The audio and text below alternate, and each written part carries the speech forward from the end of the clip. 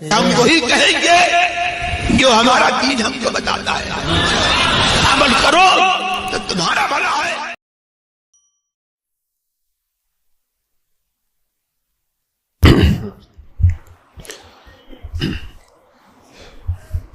الحمد للہ رب العالمین والصلاة والسلام على سید الانبیاء والمرسلین، اما بعد، اعوذ باللہ من الشیطان الرجیم، بسم اللہ الرحمن الرحیم۔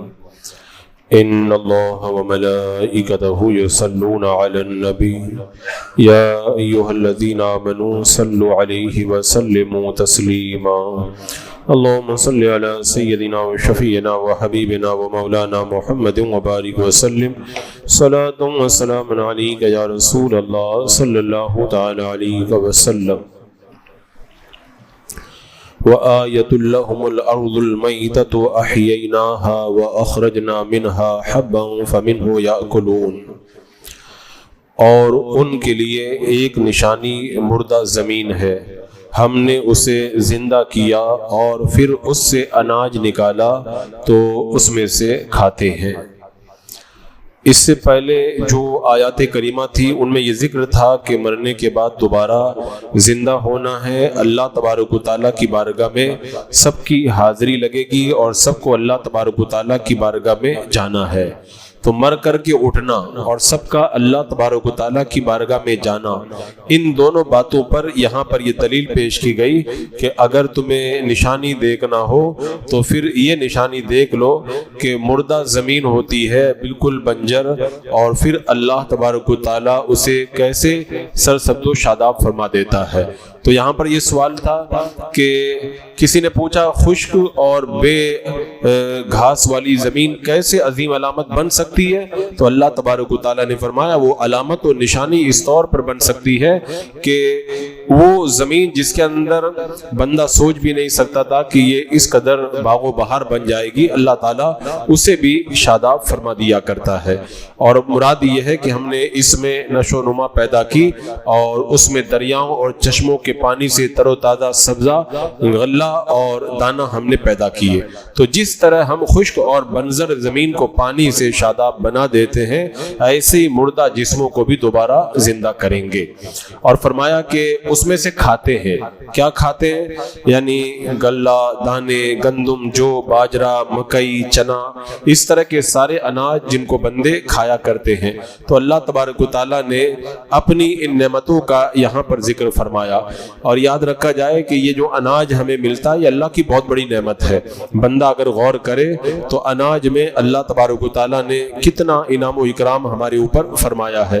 اسی لیے کہا گیا ہے کہ روٹی کی، اناج کی قدر کیا کرو۔ حضرت ابو سکینہ رضی اللہ تعالیٰ عنہ فرماتے ہیں رسول اللہ صلی اللہ علیہ وسلم نے فرمایا روٹی کی تعظیم کرو کیونکہ اللہ تعالیٰ نے اس کو عزت دی ہے، اور جس شخص نے روٹی کی تعظیم کی اللہ تعالیٰ اس کو بھی عزت عطا فرمائے گا۔ اور حضرت عبداللہ بن بریدہ اپنے والد سے روایت کرتے ہیں رسول اللہ صلی اللہ علیہ وسلم نے فرمایا روٹی کی تعظیم کرو کیونکہ اس کو اللہ تبارک و تعالیٰ نے آسمان کی برکتوں سے نازل فرمایا ہے اور اس کو زمین کی برکتوں سے نکالا ہے۔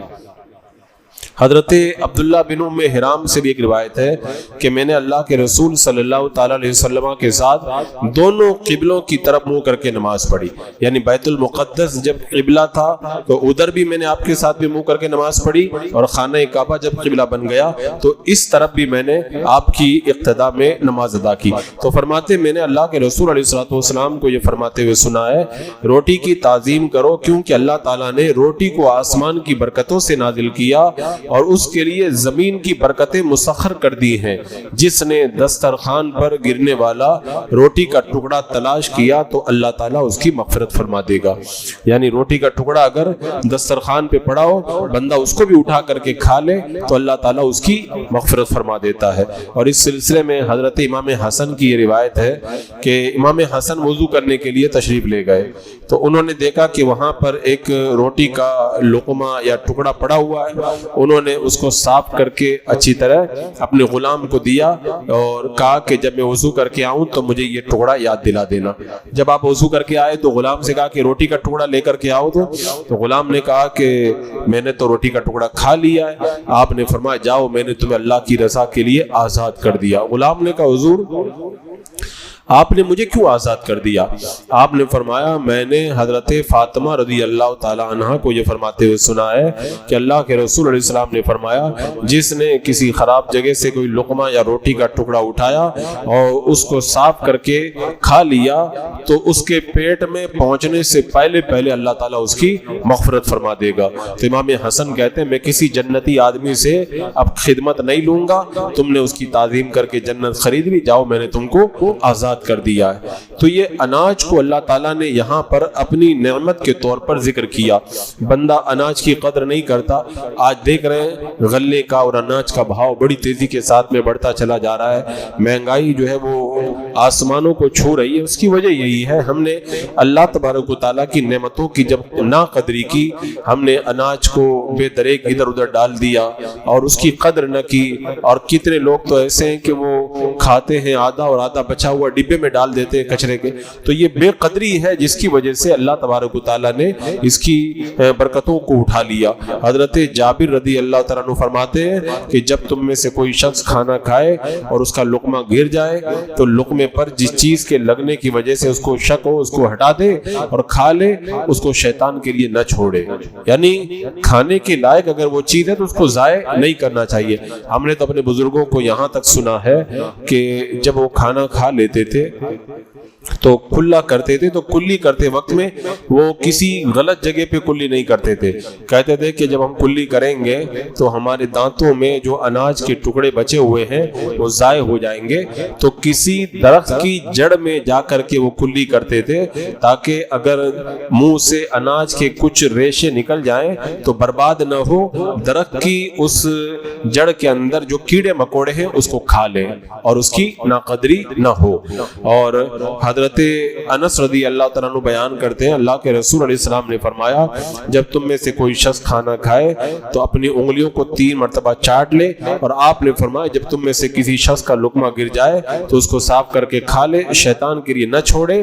آپ نے ہمیں یہ حکم دیا ہے کہ ہم برتن کو صاف کیا کریں, اور آپ نے فرمایا تم نہیں جانتے تمہارے کون سے کھانے میں برکت ہے. ہو سکتا ہے جو تم نے اناج کا ٹکڑا چھوڑ دیا اللہ نے اسی میں برکتیں رکھی ہوں, تو ہمیں اس کو ضائع نہیں کرنا چاہیے. اسی لیے کہا گیا کہ روٹی کی عزت کرو, روٹی کے اوپر کسی اور چیز کو مت رکھو, روٹی کے اوپر سالن کا پیالہ مت رکھو. اور روٹی کی عزت یہ بھی ہے کہ روٹی میں سے اناج میں سے کچھ بھی نکال کے نہ پھینکا جائے. اب آج کل تو یہ بھی ایک فیشن بن گیا ہے کہ آٹے کو چھانتے ہیں اور اس میں سے بھوسی نکال کر کے پھینک دیتے ہیں, اس کے بعد میں باقی کو کھاتے ہیں. حضرت عائشہ رضی اللہ تعالیٰ عنہ فرماتی ہیں اس ذات کی قسم جس نے آقا کریم علیہ الصلوۃ والسلام کو حق کے ساتھ بھیجا ہے, جب سے اللہ نے آپ کو مبعوث کیا ہے آپ نے چھلنی نہیں دیکھی اور نہ کبھی آپ نے چھنے ہوئے آٹے کی روٹی کھائی ہے. یعنی آٹے میں جو کچھ ہوتا تھا سب مکمل آپ تناول فرماتے تھے, اسے چھان کر کے الگ نہیں فرمایا کرتے تھے. تو یہ اللہ نے اس آیت کریمہ میں فرمایا کہ انسان کے لیے اس میں کیا ہے, فرمایا اس کے لیے ایک نشانی مردہ زمین ہے, ہم نے اسے زندہ کیا پھر اس سے اناج نکالا جسے تم کھاتے ہو. اناج جو نکلا ہے ایسے نہیں نکل گیا ہے. بندہ غور کرے نا تو روٹی کو حاصل کرنے کے لیے اللہ نے کیا کیا, بادلوں سے پانی اتارا, زمین کو سیراب کیا اور زمین میں ہم نے بیج ڈالا, پھر اس سے غلہ پیدا ہوا, پھر اللہ نے زمین میں معدنیات کو رکھا, اس سے لوہا نکالا, لوہے سے مشین بنائی اور مشین سے ہم نے غلے کو پیسا, پھر درختوں, کوئلوں, تیل اور گیس سے اللہ نے ایندھن کو تیار کروایا, پھر اس آٹے کی روٹی پکائی. اب سوچو ایک روٹی کے حصول کے لیے اللہ نے کتنی چیزیں پیدا فرمائی, اور پھر یہ زمین, آسمان, ہوائیں, سورج کی حرارت, چاند کی کرنیں, دریاؤں کا پانی, سب اس روٹی کو تم تک پہنچانے کے لیے اپنا اپنا رول ادا کرتے ہیں, تب جا کر کے یہ ہمارے دسترخوان پر روٹی آتی ہے. اللہ تعالیٰ فرماتا وَإِن تَعُدُّوا نِعْمَةَ اللَّهِ لَا تُحْصُوهَا, اگر تم اللہ کی نعمتوں کو شمار کرنا چاہو تو شمار کر ہی نہیں سکتے. امام طبرانی نے عبداللہ ابن حرام سے روایت کیا کہ جس نے دسترخوان پر گرے ہوئے روٹی کے ٹکڑے کو کھا لیا اللہ اس کی مغفرت فرما دے گا, کیونکہ یہ عزت والی چیز چیز ہے. اور حضرت عبداللہ بن عباس رضی اللہ تعالیٰ عنہ یہ کہتے ہیں اللہ کے رسول علیہ الصلوۃ والسلام ایک آدمی کی عیادت کے لیے گئے, وہ بیمار تھے, تو پوچھا تمہارا دل کیا کھانے کو کہتا ہے؟ تو اس نے کہا کہ گیہوں کی روٹی. تو اللہ کے رسول علیہ السلام نے فرمایا جس کے پاس گیہوں کی روٹی ہو اپنے بھائی کو دے دے. پھر اللہ کے رسول علیہ الصلوۃ والسلام نے فرمایا جب تمہارا بیمار کسی چیز کو کھانے کی خواہش کرے تو اس کو وہ چیز کھلا دیا کرو. تو اس نے گیہوں کی روٹی کی خواہش ظاہر کی تو میرے آقا صلی اللہ تعالی علیہ وسلم نے اسے روٹی کھلانے کا حکم دیا. تو یہ اللہ تبارک و تعالیٰ کی بڑی عظیم نعمت ہے, لیکن بندہ اس کی قدر نہیں کر پاتا ہے. اور یہاں پہ جو فرمایا نا اللہ نے یہ حب دانا, اس سے مراد وہ ہے جس سے انسان کی زندگی کا جس پر دار و مدار ہوتا ہے, اور انسان کی سب سے جو ہے وہ اہم غذا جو ہے وہ یہی دانے ہیں جن کے ذریعے وہ اپنی غذا حاصل کیا کرتا ہے. اور پھر آگے اللہ تعالیٰ نے ارشاد فرمایا وَجَعَلْنَا فِيهَا جَنَّاتٍ مِّن نَخِيلٍ وَعَنَابٍ وَفَجَّرْنَا فِيهَا مِنَ الْعُيُونِ, اور ہم نے اس میں باغ بنائے کھجوروں اور انگوروں کے, اور ہم نے اس میں کچھ چشمے بہائے. کیوں؟ فرمایا لِيَأْكُلُوا مِن ثَمَرِهِ وَمَا عَمِلَتْهُ أَيْدِيهِمْ أَفَلَا يَشْكُرُونَ, کہ اس کے پھلوں میں سے کھائیں اور یہ ان کے ہاتھوں کے بنائے نہیں تو کیا حق نہ مانیں گے. اللہ تبارک و تعالیٰ نے یہاں پر اپنی نعمتوں میں سے کھجوروں اور انگوروں کا خاص طور سے ذکر فرمایا. کھجور اللہ کی کتنی بڑی نعمت ہے, اس کا وہی بندہ اندازہ کر سکتا ہے جس نے کھجور پر کبھی ریسرچ کیا ہو. جن ڈاکٹروں نے کھجور پر ریسرچ کیا ہے, تحقیق کی ہے, ان کی ریسرچ کو آپ لوگ پڑھو تو پتہ چلے گا اللہ تبارک و تعالیٰ نے کھجور میں کتنی اپنی نعمتیں رکھی ہیں, اور کتنی قسم کی کھجوریں, ان کے کتنے فائدے, اور پھر کتنی بیماریوں سے ان کے اندر شفا, اور کس قدر بندے کو غذا پہنچانے والی چیزیں.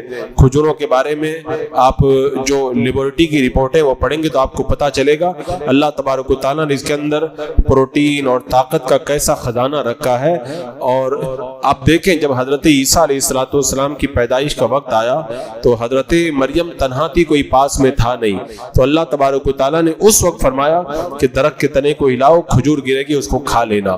یعنی عورت کو بچے کی پیدائش کے وقت میں کتنی کمزوری ہوتی ہے, تو اگر کھجور سے زیادہ کوئی اور طاقتور چیز اس عورت کے لیے مفید ہوتی تو اللہ تعالیٰ وہی عطا فرماتا. حضرت مریم کو حضرت عیسیٰ علیہ السلام کی پیدائش کے وقت میں اللہ نے کھجور عطا فرمائی. اس سے پتہ چلتا ہے کہ پیٹ میں جب بچہ ہو اور ولادت کا وقت ہو, عورت کو جو کمزوریاں لاحق ہوتی ہیں ان کمزوریوں میں طاقت پہنچانے والی ایک زبردست غذا اللہ تبارک و تعالیٰ نے کھجور کو بنایا ہے. اور اس کے علاوہ انگور بھی دیکھیں, اللہ نے انگور کو بھی بہت بڑی نعمت بنایا ہے. ایک حدیث پاک میں سوکھے انگور یعنی منقع, کشمش وغیرہ, فرمایا کہ یہ کتنے بڑے فائدے کی چیز ہے. میرے آقا صلی اللہ علیہ وسلم کی بارگاہ میں منقع کا ہدیہ کیا گیا. آپ نے فرمایا اللہ کا نام لے کر کھاؤ, بہترین کھانا ہے منقع. یہ پٹوں کو مضبوط کرتا ہے, تھکن کو دور کرتا ہے, غصے کو ٹھنڈا کرتا ہے, اللہ تعالیٰ کو راضی کرتا ہے, اور منہ کی بدبو کو دور کرتا ہے, بلغم کو ختم کرتا ہے, بدن کا رنگ صاف ستھرا بنا دیتا ہے.